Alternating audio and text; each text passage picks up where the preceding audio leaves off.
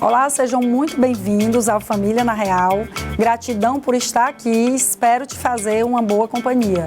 Hoje o Família na Real vai tratar de um tema que ganhou força nos últimos dias e que tem gerado muitas dúvidas, especialmente após a repercussão do caso da influenciadora Virgínia e do jogador Vini Júnior.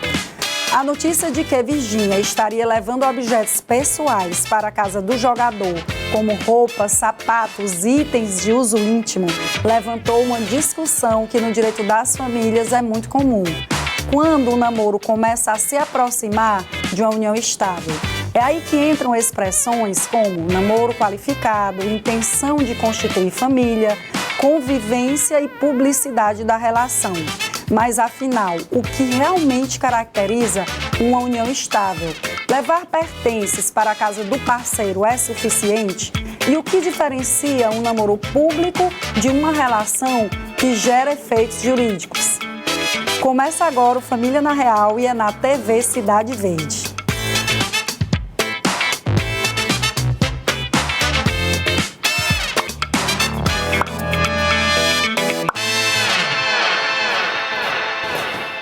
Eu e o professor Elton Costa, parceiro de programa, servidor do TJ Maranhão, lotado na Vara de Família de Caxias Maranhão, mestre em Direito de Gestão de Conflitos, especialista em Direito das Famílias e Sucessões, vamos esclarecer tudo isso hoje, com linguagem simples, direta e acessível, para que você entenda onde termina o namoro e onde começa a união estável aos olhos da lei. Seja muito bem-vindo, meu amigo e parceiro. Boa tarde, Rosa. Boa tarde.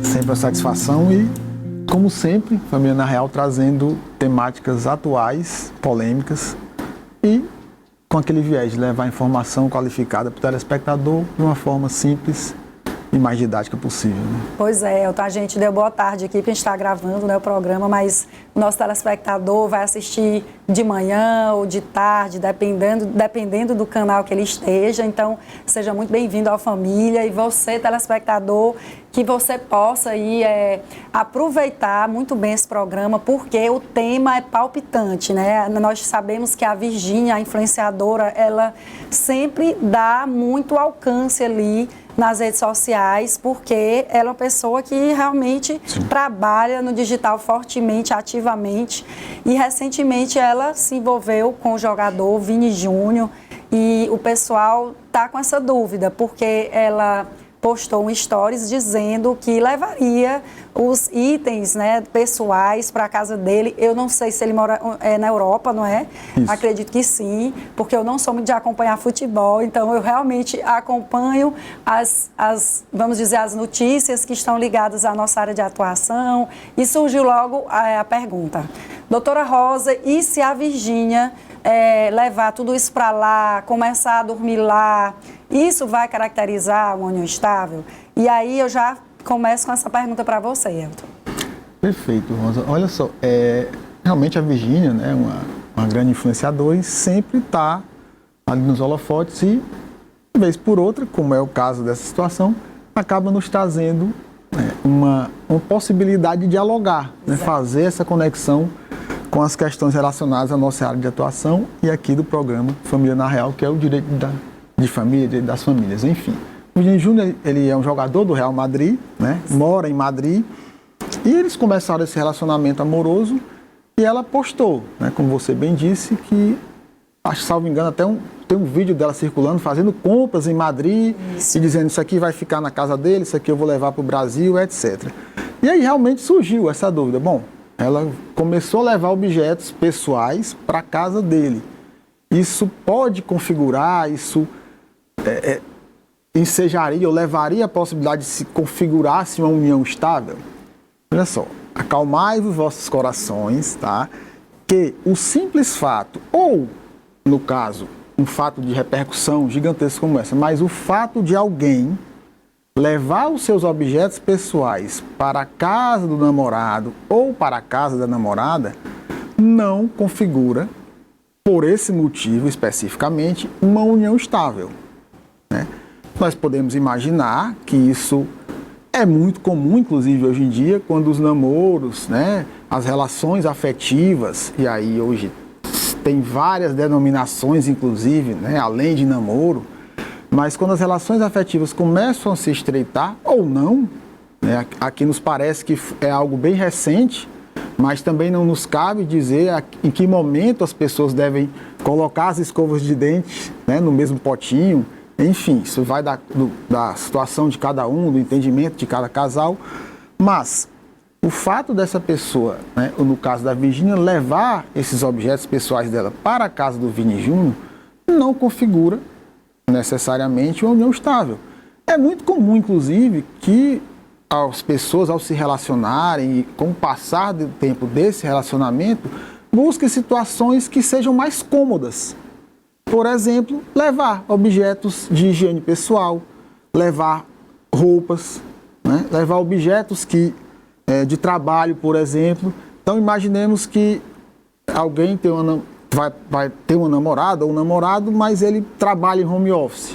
Então, ele pode muito bem ter um aparelho à disposição lá na casa da namorada, já que ele vai passar os finais de semana, ou ele ter lá a sua escova de dente, né, para evitar ter que toda vez ou comprar uma ali quando vai visitar, quando vai conviver, enfim.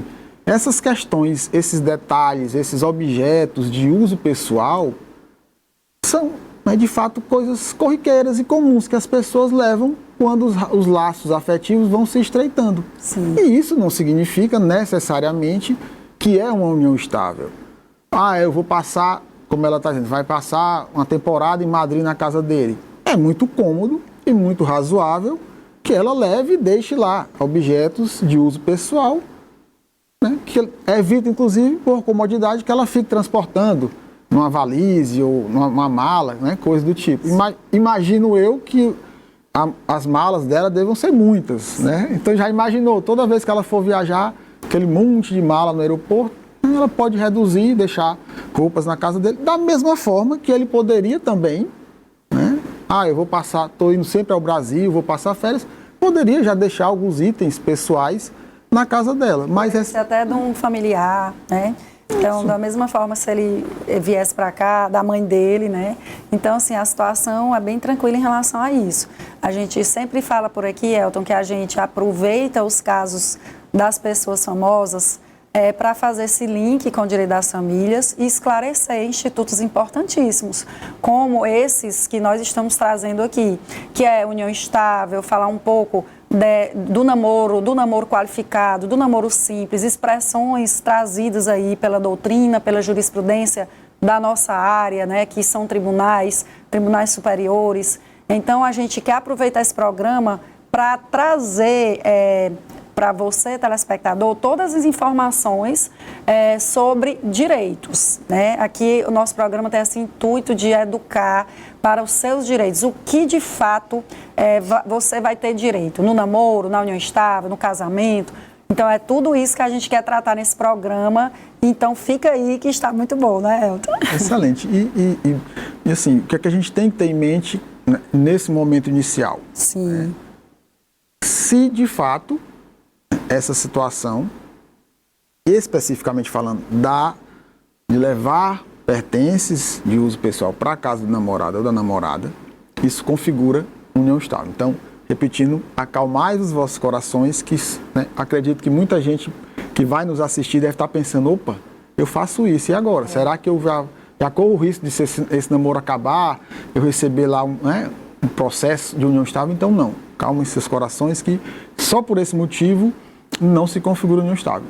Se esse relacionamento vai virar união estável, aí no transcurso do programa a gente vai dialogar sobre isso. E aí, Rosa, aproveitando esse gancho, né, que a gente está falando de namoro, relacionamento afetivo, o programa também vai trazer sobre namoro qualificado. Então eu queria que você trouxesse para a gente qual a diferença jurídica, aí no campo de vista, né, jurídico, sim, entre namoro qualificado e união estável. Tá ótimo. Elton, a gente tem essa preocupação de explicar essa diferença porque, sob o ponto de vista legal, o namoro, ele não traz qualquer consequência, ou seja, A pessoa que namora com a outra, ela não vai, por exemplo, ter direito a uma pensão alimentícia ao término do relacionamento. Ela não vai ter direito à ameação, no caso do final do namoro, ou seja, ela não vai ter que partilhar os bens que ela adquiriu durante a relação. O direito que permanece, que é irretocável, é em uma situação que aqueles namorados tenham tido filhos, né? Pode acontecer de realmente ter sido só um namoro e eles terem tido filhos, ou um filho. Então, o direito dessa criança, ele é irretocável em relação a alimentos, convivência, guarda, mas falando-se aqui dos direitos dos parceiros, que é o que a gente quer focar nesse programa, a legislação visando exatamente afastar a união estável naqueles relacionamentos que eram namoro, ela trouxe uma denominação chamada de namoro qualificado. E por quê? Hoje, a gente sabe, já conversou por aqui sobre esses institutos, até porque a gente sempre traz, Elton, de uma forma nova. Né? Então, a gente já falou de união estável, mas a gente quer trazer agora o caso da Virgínia e do Vini, né, com configurações, com situações diferentes. Por quê? Porque o direito das famílias é isso, é dinâmico, ele realmente representa a vida diária das pessoas, das famílias. Então, todo dia é uma dúvida, né? Especialmente quem acompanha hoje redes sociais, que todo dia um famoso tem algo a dizer, tem algo a compartilhar, suas vidas são, né, bastante ali atrativas para as pessoas que gostam de acompanhar. E a gente traz com o intuito de fixar melhor para o nosso telespectador a diferença, os seus direitos. Então, sempre que eles ouvirem, olha, união estável, a doutora Rosa e o doutor Elton estavam conversando sobre o caso da Virgínia. Então, a gente aprendeu que namoro não vai gerar um efeito legal, não vai trazer direitos para você que está no namoro. Né? Por outro lado, como existe hoje, os namoros eles estão muito sérios, vamos dizer assim. A gente já falou até nisso também, especialmente depois da pandemia, em 2020, quando as pessoas tiveram essa necessidade de isolamento social e os casais não queriam ficar separados, circulando também não podia, o que é que começou a existir? Não, vamos morar juntos, né? Só que esse morar juntos, ele é bastante perigoso quando você não tem ali uma clareza da natureza da sua relação. Caso essa relação seja considerada união estável, ela vai gerar direitos e deveres jurídicos, legais. Então, o que a própria doutrina jurisprudência começou a discutir? É algo que já acontecia há muito tempo, esse termo namoro qualificado, contrato de namoro, são termos bastante antigos na jurisprudência. Porém, na pandemia, isso veio à tona, né? Isso se intensificou. Contrato de namoro, então é como se fosse uma blindagem patrimonial, o contrato de namoro que a gente vai conversar aqui. Então, o namoro qualificado é uma situação que é de namoro. Inclusive, tem autores que, olha, namoro qualificado não existe, isso é uma invenção. Mas a jurisprudência, ela já sim validou esse termo como uma forma de diferenciar, né, o namoro do namoro simples, que é aquele namoro que tem um envolvimento menor, que não tem essa seriedade de dormir na mesma casa, de viajar juntos. É algo que eu acho que no mundo moderno nem existe mais, né? Era mais o nosso tempo ali, que a gente tinha um namoro menos, que a gente se envolvia menos, né? Eu lembro que para eu viajar com meu namorado era uma luta, né? Mamãe, eu posso, era quase um pedido de casamento, os pais tinham que se falar para autorizar uma viagem. E hoje não, hoje os casais que começam a namorar um mês, estão dormindo juntos, viajam, né, tranquilamente, naturalmente, mas é importante para esse efeito legal, para diferenciar e a pessoa saber, olha, eu estou tendo namoro ou eu estou tendo união estável. Então, o namoro qualificado é essa conotação mais séria do namoro, mas mesmo sendo sério, não vai gerar qualquer direito aos parceiros envolvidos ali na relação. Perfeito, Rosa. E aí você falando de como as coisas aconteciam no nosso tempo, eu me lembrei que realmente tinha toda uma ritualística. Então, assim, vamos tentar transportar, né, essa ritualística de uma forma simples para que o nosso telespectador possa entender como seria esse namoro qualificado, Sim. né? O namoro prime, por assim dizer. Antigamente, quando a gente começava a namorar, você não apresentava, você não chegava para a família do seu namorado ou da sua namorada com uma semana, um mês. Aquilo tinha todo um procedimento. Então você chegava, comunicava, depois de um certo tempo você convidava para conhecer. Então o namorado ia na casa da namorada para um almoço, para um jantar ou vice-versa, e as famílias começavam a se conhecer. A gente poderia fazer esse paralelo que nessas circunstâncias, por exemplo, começava a se qualificar o namoro.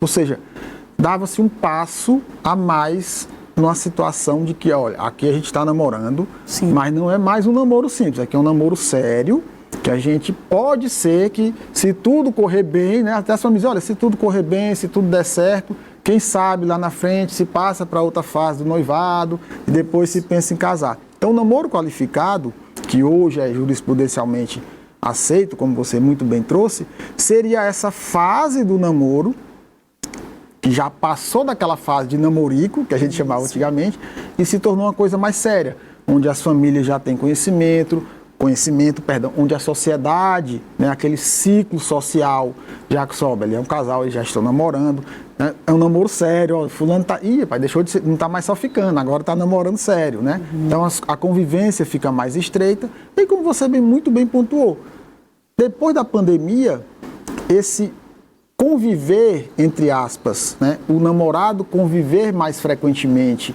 ou até dividir o mesmo teto por algum período com a namorada, se tornou mais comum, né, pelas circunstâncias, obviamente, sanitárias. Então, depois disso, acabou que virando meio que uma rotina. Né? Então, deixou-se, inclusive, até de ser meio escandaloso, né, o namorado como antes, passar final de semana na casa da namorada, né, inclusive com os pais em casa, isso acabou se tornando uma coisa mais tranquila. Antigamente os pais obrigavam até a casar.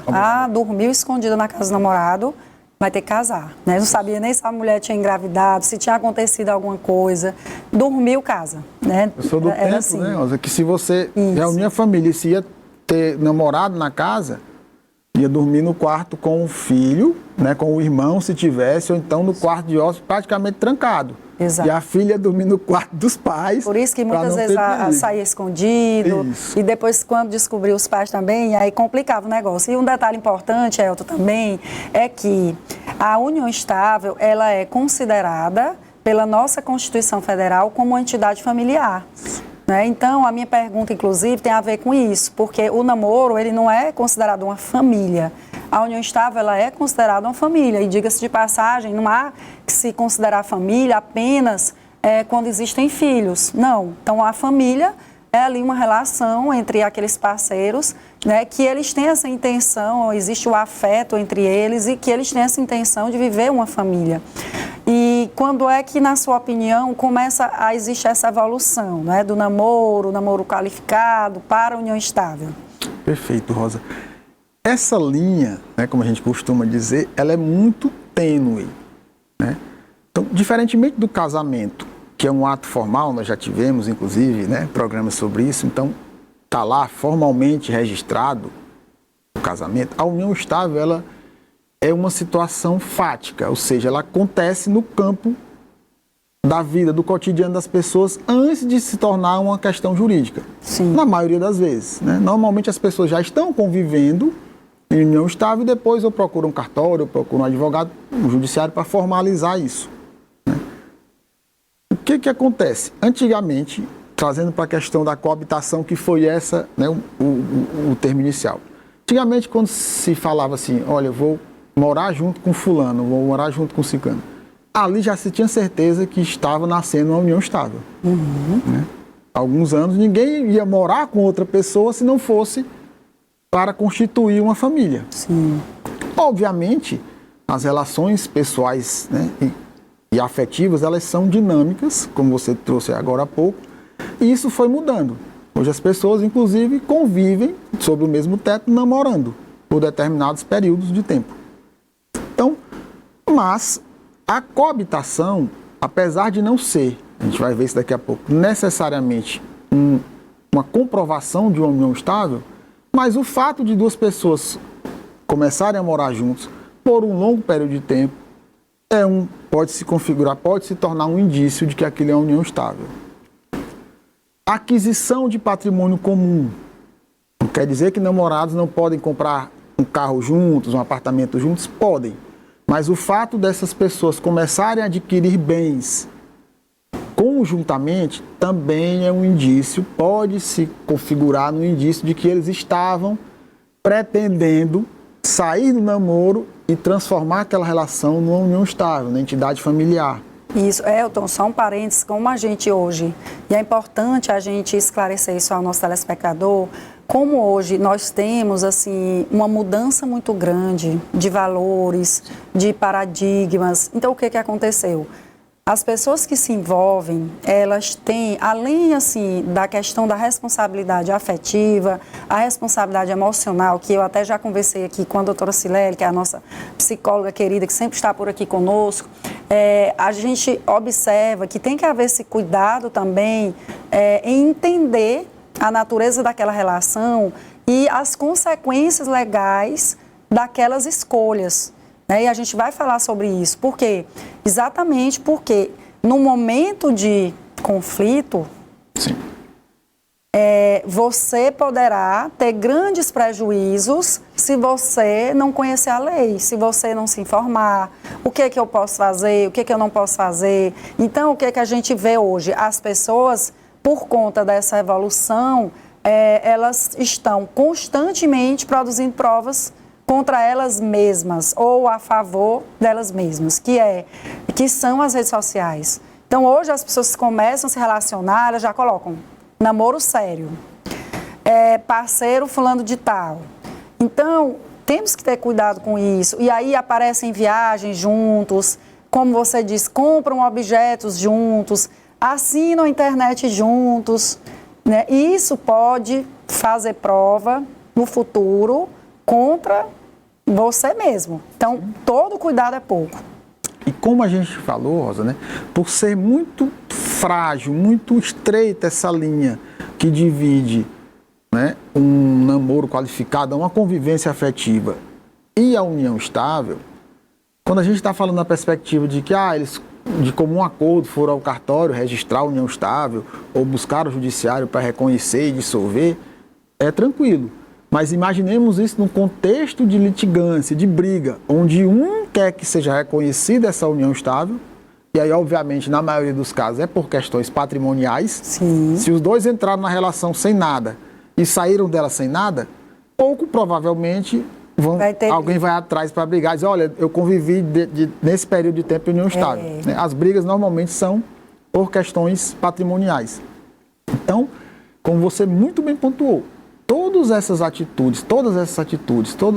atos que as pessoas tomam, elas podem, mesmo que na percepção delas aquela situação não seja, ou seja, ela não seja de união estável, ela não queria, para ela aquela relação não era uma entidade familiar, não era união estável. Sim. Mas, se ela não conseguisse desincumbir dessas provas num processo judicial, por exemplo, como viagens, compra de patrimônio comum, mensagens, no Orkut, né?